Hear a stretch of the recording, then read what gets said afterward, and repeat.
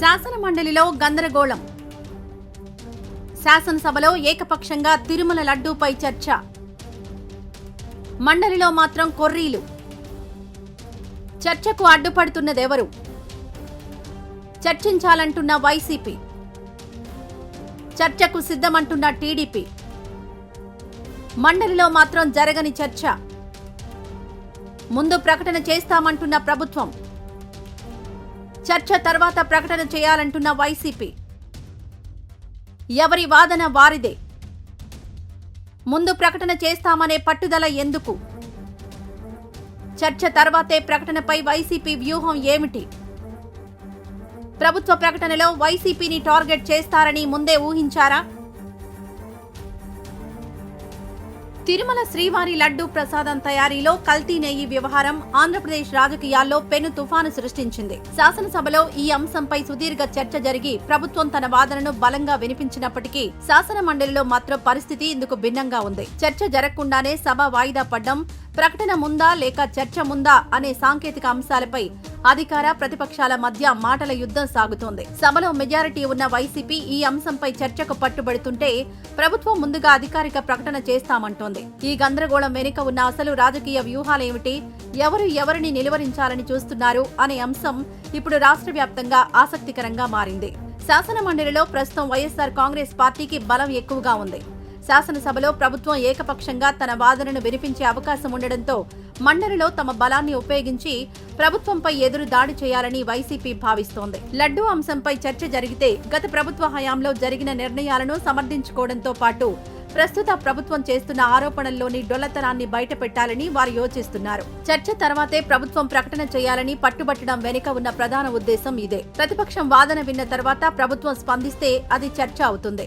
కానీ ముందే ప్రకటన చేస్తే అది ఏకపక్ష తీర్పు అవుతుందని వైసీపీ అభిప్రాయపడుతోంది. కూటమి ప్రభుత్వం మాత్రం ముందుగా ప్రకటన చేయాలనే పట్టుదలతో ఉంది. సాధారణంగా సభలో ప్రభుత్వం ఒక అధికారిక ప్రకటన చేసిన తర్వాత దానిపై చర్చ జరగడం లేదా సభ్యులు వివరణలు కోరడం ఆనవాయితీ. ప్రకటనలో లడ్డూ కల్తీకి సంబంధించిన ఫోరెన్సిక్ రిపోర్టులు, ఆధారాలు, గత ప్రభుత్వ వైఫల్యాలను వరుస క్రమంలో ఉంచాలని టీడీపీ భావిస్తోంది. ముందే ప్రకటన చేయడం ద్వారా చర్చా గమనాన్ని తమకు అనుకూలంగా మార్చుకోవచ్చని, వైసీపీ నాయకులను ఆత్మరక్షణలో పడేయవచ్చని ప్రభుత్వం వ్యూహరచన చేస్తోంది. అందుకే చర్చకు సిద్ధమంటూనే ప్రకటనకే మొగ్గు చూపుతోంది. ఈ రాజకీయ చదరంగంలో భయం అనే పదం కంటే పై చెయ్యి అనే పదం సరిగ్గా సరిపోతుంది. టీడీపీకి శాసనసభలో తిరుగులేని మెజారిటీ ఉంది కాబట్టి అక్కడ చర్చ సాఫీగా సాగిపోయింది. కానీ మండలిలో వైసీపీ బలంగా ఉండడంతో చర్చ జరిగితే అక్కడ తమకు ఇబ్బందికర ప్రశ్నలు ఎదురవుతాయేమోనని టీడీపీ కొంత జాగ్రత్త పడుతోంది. మరోవైపు చర్చ జరగకుండా ప్రభుత్వం నేరుగా ప్రకటన చేస్తే అందులో తమను టార్గెట్ చేస్తూ తీవ్రమైన అభియోగాలు మోపుతారని,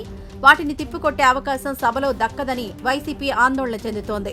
ఈ పరస్పర అనుమానాలే చర్చకు అడ్డుగోడలుగా మారాయి. శాసన మండలిలో చర్చకు అడ్డుపడుతున్నదెవరు అనే ప్రశ్నకు సమాధానం రూల్ బుక్ చాటున దాగి ఉంది. సభా నిబంధనల ప్రకారం ప్రభుత్వం ప్రకటన చేయడానికి సిద్ధంగా ఉన్నప్పుడు ప్రతిపక్షం చర్చ కావాలని పట్టుబట్టడం సభా నిర్వహణకు సవాలుగా మారింది. ప్రకటనలో వైసీపీని నేరుగా టార్గెట్ చేస్తూ కఠిన పదజాలాన్ని ఉపయోగించే అవకాశం ఉందని, అది రికార్డుల్లోకి వెళ్తే రాజకీయంగా నష్టం జరుగుతుందని వైసీపీ నేతలు భావిస్తున్నారు.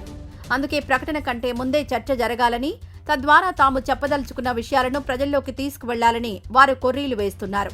వైసీపీ వ్యూహం ఏమిటంటే చర్చను సాగదీయడం ద్వారా ప్రభుత్వంపై ఒత్తిడి పెంచడం, ముఖ్యంగా తిరుమల నెయ్యి కొనుగోలు టెండర్లు గతంలో అనుసరించిన విధానాలను సమర్థించుకుంటూనే ప్రస్తుత ప్రభుత్వం చేస్తున్న ఆరోపణలను రాజకీయ ప్రేరేపితంగా చిత్రించడం వారి ప్రధాన లక్ష్యంగా కనిపిస్తోంది. దీనికి ప్రతిగా ప్రభుత్వం తమ వద్ద ఉన్న ఆధారాలను ప్రకటన రూపంలో సభ ముందుంచి ఆపై చర్చకు వెళ్లడం ద్వారా వైసీపీ వాదనను ఆదిలోనే అడ్డుకోవాలని చూస్తోంది. ఈ వ్యూహ ప్రతి వ్యూహాల మధ్య భక్తికి సంబంధించిన లడ్డూ వ్యవహారం కాస్త పూర్తిస్థాయి రాజకీయ రంగు పులుముకుంది. మండలిలో చర్చ జరిగినా జరగకపోయినా ఈ వివాదం ప్రజల్లోకి బలంగా వెళ్లింది. ప్రభుత్వం ముందు ప్రకటన చేస్తుందా లేక చర్చకు తలగ్గుతుందా అనేది కేవలం సభా నిబంధనలకు సంబంధించిన అంశం మాత్రమే. కానీ అసలు నిజానిజాలను నిర్ధారించేందుకు జరుగుతున్న విచారణ రిపోర్ట్ పూర్తి స్థాయిలో వచ్చిన తర్వాత రాజకీయ విమర్శల కంటే చట్టపరమైన చర్యలే కీలకం కానున్నాయి. ప్రస్తుతానికి మండలిలో సాగుతున్న ఈ హైడ్రామా కేవలం రాజకీయ ఆధిపత్యం కోసమే తప్ప భక్తుల సెంటిమెంట్లకు రాజకీయ పార్టీలిస్తున్న ప్రాధాన్యత తక్కువే అని విశ్లేషకులు భావిస్తున్నారు.